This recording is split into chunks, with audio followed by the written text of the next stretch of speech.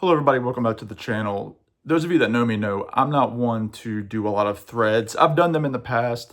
I did a contest late last year for 5 years in the VC.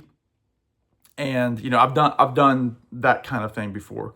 I haven't done one in a while, and really the main reason for that is they don't seem to get a lot of traction. And I also have tried over the last couple of years to kind of make videos that are a little bit more educating, or whatever you call it. But I'm kind of thinking, I'm going to show these records. I'll have a thing to say about each of them, so hopefully you'll learn something from it, and it really could be fun. I think this is kind of a neat thing to do. And the reason I thought of this particular thread was I was at my local shop not too long ago, probably about a week and a half ago, and actually a couple of local shops, because I got one record at each shop, and both of them happen to have a black and white cover. And for some reason I was thinking, let me just show a bunch of black and white album covers, and why not make this video black and white, because it makes it noir. So let me show you the two records I have that I bought, and then show you a few more. Some that I show a lot, some I don't talk about as much. So feel free to do this. If you do decide to do a video, please let me know, and I'd love to watch it. And if you're new watching this because of the thread, thank you for joining, or thank you for watching. I appreciate you. So these two records that I purchased, one of which I'm surprised I didn't own, and I'm sure people will be surprised I didn't own it. But the first one is going to be an album called Stories We Could Tell by the Everly Brothers, Don and Phil Everly. Now, as you can see, this is a promotional album with the little sticker there with the track listing and time stamps. This is a really good record. I listened to it on Friday, originally from 1972. This has a hodgepodge of great artists on it. Obviously, you have Don and Phil, who are really winding down the first stretch of their career. I think tensions were pretty high. They only had a couple more records in the tank before they would split for a few years. But some really good covers on here, like Mandolin Wind is on here. There's a really interesting song called Christmas Eve Can Kill You. It's kind of almost like a Please Daddy Don't Get Drunk This Christmas. But there's a great tune on here called Stories We Could Tell, the title track, which is a John Sebastian song. John Sebastian, obviously the front man of the Louvin Spoonful, Lovin' Spoonful. I always say Louvin, the Louvin Brothers.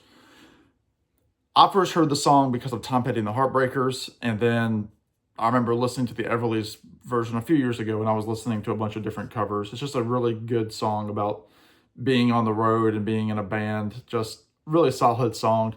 But the Everlys are in fine form here, and as you can see, black and white. But some of the names on here, you've got Delaney Bramlett from Delaney, Bonnie and Friends.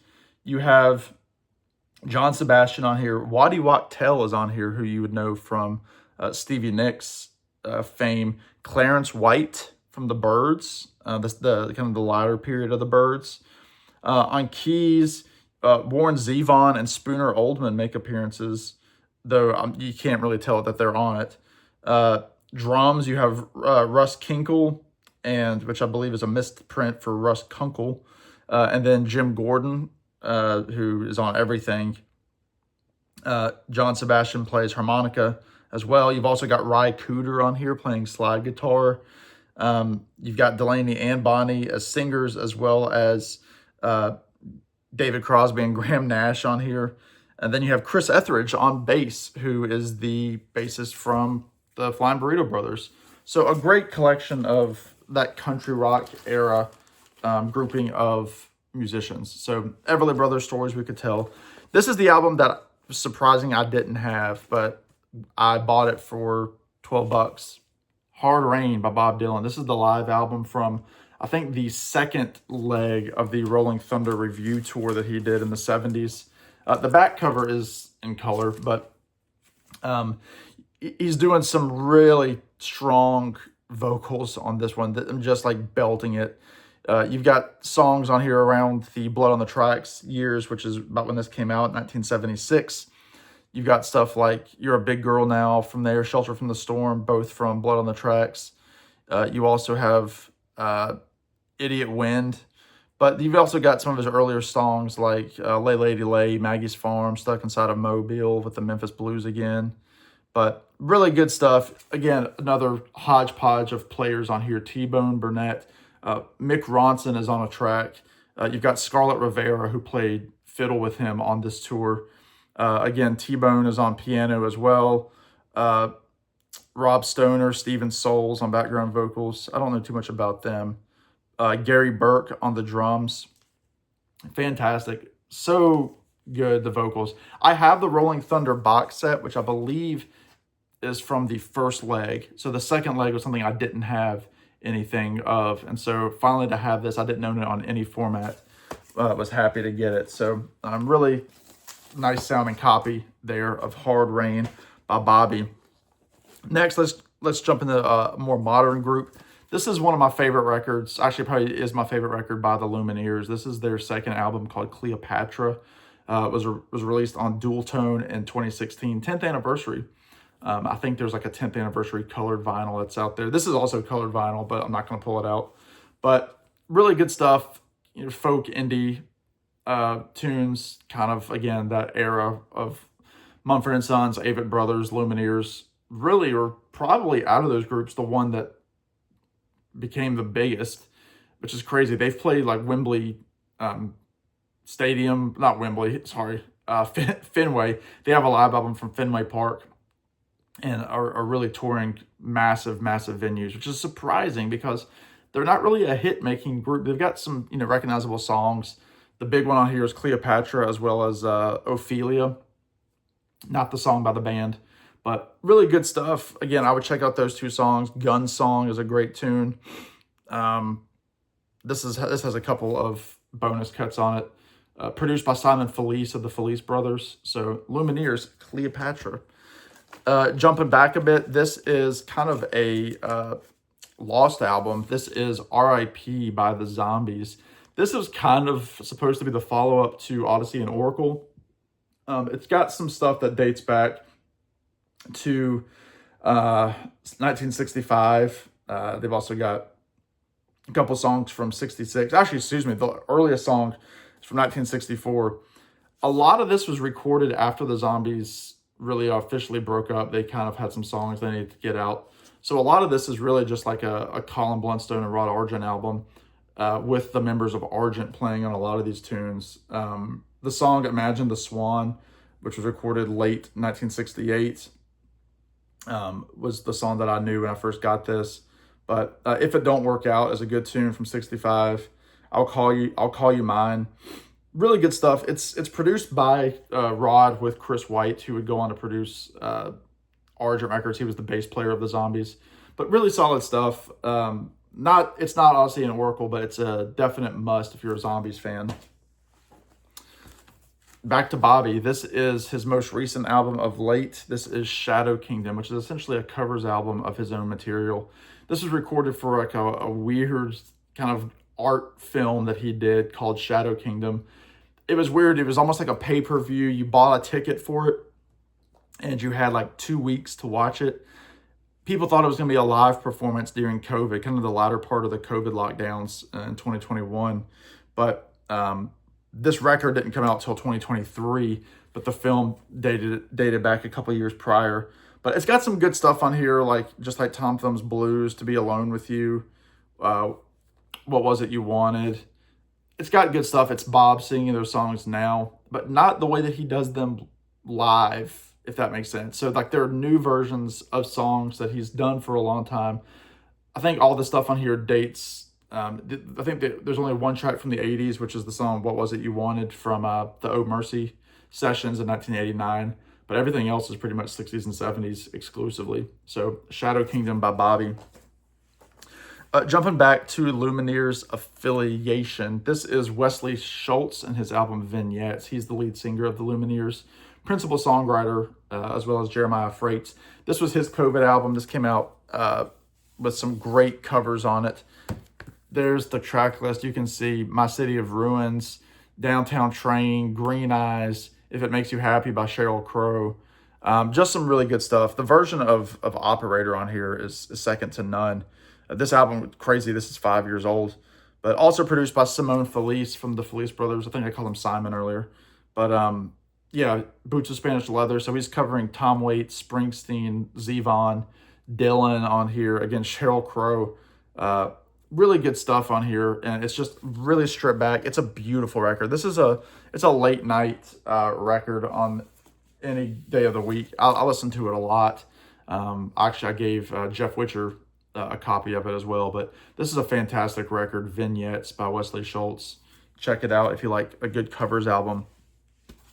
This is a duets album by Glenn Campbell. This was a posthumous release, released in 2024. I bought this dirt cheap online. I think it was on Whatnot. But he's got all sorts of people on here, like Eric Clapton, Brian Setzer, Brian Wilson's on here. I believe Elton John is on here as well. He's doing, newer songs, some songs that he was doing around this time. But he's also doing songs that you might know, like Nothing But the Whole Wide World, which is a Jacob Dylan song from the Wallflowers. He does the song I'm Not Gonna Miss You, which was kind of a very poignant track that came out while he was battling Alzheimer's toward the end of his life. But yeah, just some big names on here like Carole King, Dolly Parton, Linda Perry, Daryl Hall, Dave Stewart, Elton John. So really solid stuff. Glenn musically never really lost his touch, even if they had to work extra hard to kind of make some studio magic happen with his Alzheimer's. But this is really good stuff from the Ghost on the Canvas sessions, Glenn Campbell. Almost done here. This is an album called Ricks by Jono Ricks and his dad, Luther Ricks. As you know, I got to interview Jono. He is the percussionist, backing vocalist of the Wood Brothers, and his dad, Luther Ricks, was a longtime percussionist and drummer for Joni Mitchell, Leonard Cohen, Bob Dylan. He was actually on the Rolling Thunder Review for several legs of it. But Jono is equally as talented, if not more so. This is an album that was 10 years in the making. It's a lot of covers on here, but also some original stuff. The song Blow Wind Blow is a great tune if you want to try that out. The sci-fi finale is really cool. But yeah, they're doing Blow Wind Blow is a Baby Huey tune. They also do, like I said, Dr. John. Who else is on here? Actually, it's a lot more covers a lot more originals than I thought. But yeah, fantastic stuff. Cool picture of them when they were young. Jono used to sit in with his dad a lot while his dad would play gigs. He played for a while on Broadway and in orchestra pits. But if you like, New Orleans style music, if you like some good instrumentals, if you like some soulful singing, like I said, if you like Dr. John, Alan Toussaint, you'll really like the album Ricks. It's just really solid stuff, and I highly recommend it. Ricks by Jono and Luther Ricks. The last two I'll just show at the same time. These are both John Prine records, funny enough. Two black and white records right here. You've got Aimless Love and Bruised Orange. There's some good stuff on both of these. This one might take a little bit of the edge for me. Just some great tunes like Fish and Whistle, That's the Way the World Goes Round, Sabu Visits the Twin Cities Alone, Bruised Orange, Crooked Piece of Time, Aw Heck, the Hobo Song, which has Steve Goodman on it, and people are singing in the chorus there at the end, including Sam Bush, John Cohen. Lots of different people on here. A couple of his brothers, Jackson Browne, is on that track as well. But really good stuff. Again, y'all know how I feel about John. This is a solid record. This is one, if this is the first one you listen to, it's a great one to start with. It's got some good stuff. It's got humor. It's got poignancy. Just great stuff by John there. And then Aimless Love here. This is from 1984, so it's a few years after that. But the song Be My Friend Tonight is great. The Bottomless Lake is a funny tune. People Putting People Down is great. The Oldest Baby in the World is pretty funny. Yeah, not as strong as Bruised Orange, but still really good. Then he kind of went down the rabbit hole of some 80s albums. But this is pretty solid stuff right here from John. He never really made a stinker of an album. some that were much better than others, but this one's pretty solid, kind of right there in the middle. But there you go. I could have shown a lot more. I kept pulling records. I'm like, I don't want this to be a 20-minute video, so why not make it a 15.5-minute video? But thank you all so much for watching. Feel free to jump on this. I would love to see what you all have to say. Something going on there. A little fuzz. How about that? Anyway, I don't know how I got there. Thank you all so much for watching. Like and comment, all that good stuff. Let me know if you made a video, and I'll be sure to tune in. That does it for me. In the meantime, y'all be good. Take care. We will see you on the next one. Bye now.